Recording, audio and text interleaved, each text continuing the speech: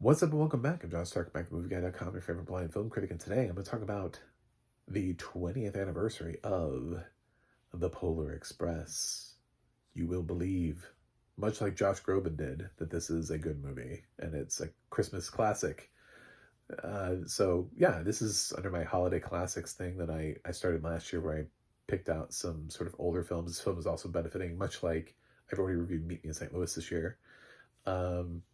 It's benefiting from an anniversary release.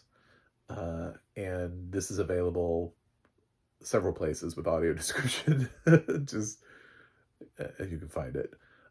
This is a film that usually is pretty easy to find around Christmas time every year. So its audio description track is lovely.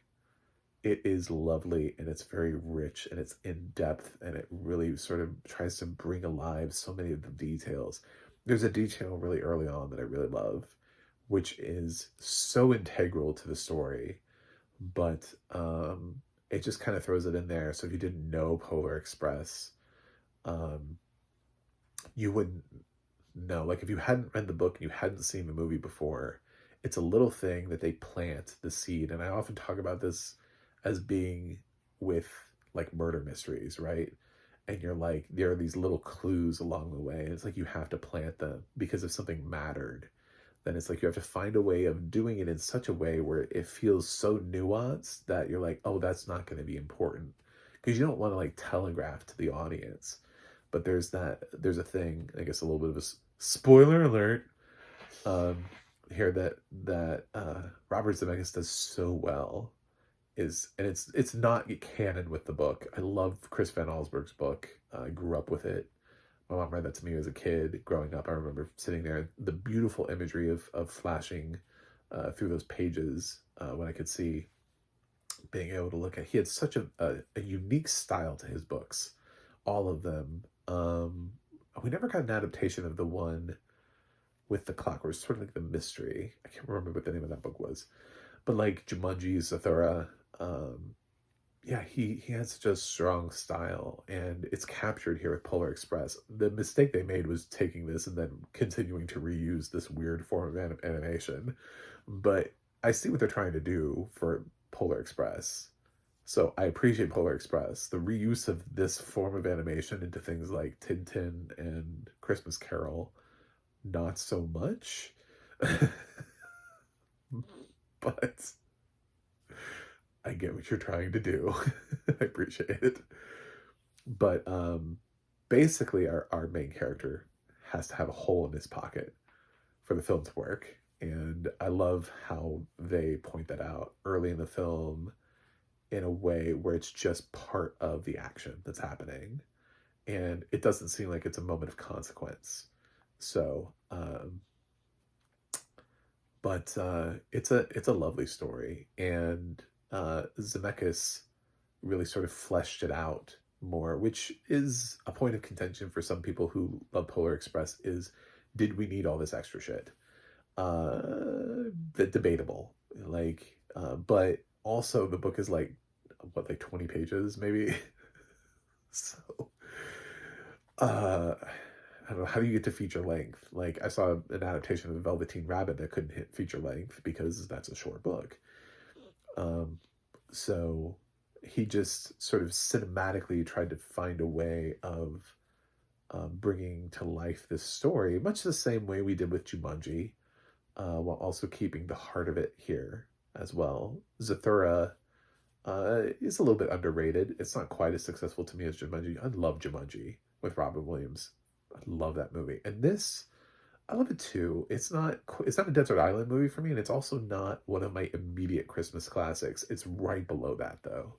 It's like a second tier classic where I've seen it enough times that I would qualify it as being a holiday classic for me, but I also wouldn't say this is in no way, nowhere near the amount of times I've seen either of the Home Alone movies, Tim Allen's The Santa Claus, even A Christmas Story, which has benefited from those 24-hour marathons where it's like, you can't help but watch this movie. I feel like even though I don't love that movie as much as the ones I just said, I still have seen that movie an inordinate amount of times. Elf is a movie I love very much. Polar Express is like the next tier, right below that. So I would take it would be a Christmas movie that I would take to the desert island with me. Limited space, right? You know what I'm saying? I'd be willing to be like, okay, I've seen it enough times. Bye, Polar Express. But I do like it, and they've re-released it in theaters a couple times, and it has. I kind of wonder if it had hit me at a different time, sort of like Jumanji. I was still technically like a kid. Yes, I was like a preteen when Jumanji came out, but like a kid. Polar Express, I was a like I was an adult. I was working in movie theaters when Polar Express came out.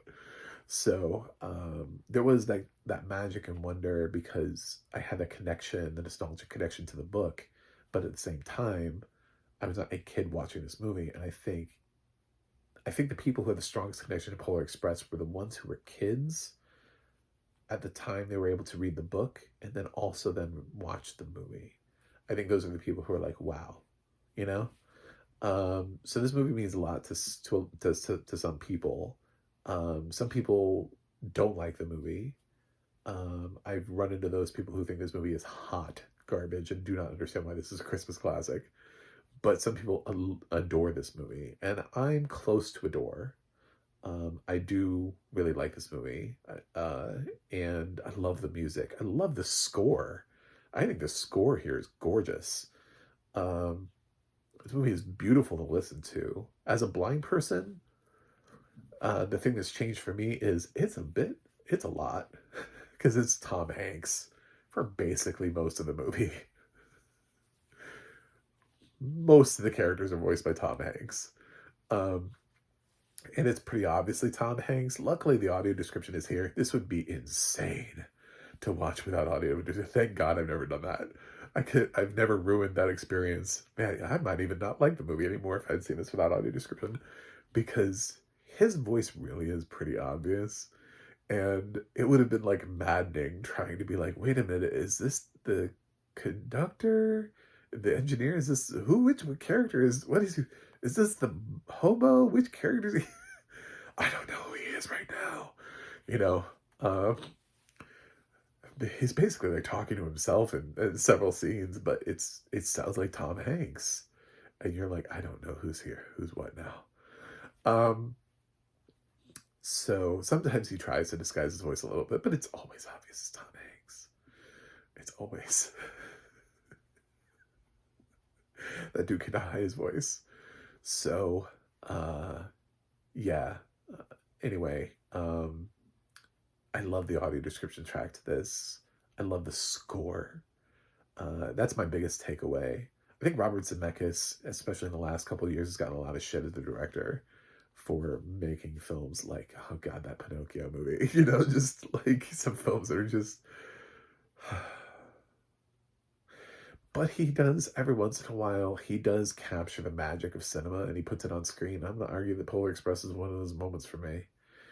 And while there are a couple Christmas classics I would put above this is a really strong addition for me. So I'm going to give the Polar Express an A-. And you know what's funny is now that creepy, weird animation style that people hated, that was sort of popular for like a hot minute, which only works in this movie, by the way. I don't have to endure that anymore. Like they have eyes, but are there souls behind those eyes? you know, like it was just shy of being photorealistic. It wasn't quite there. It was just creepy. It was kind of weird, a very weird animation style that we've since moved past. So, or improved on, one or the other, but definitely didn't keep this going for very long. So that's it. Thanks for watching. Have yourself a happy holiday, Merry Christmas, whatever. And I will see you guys on the other side.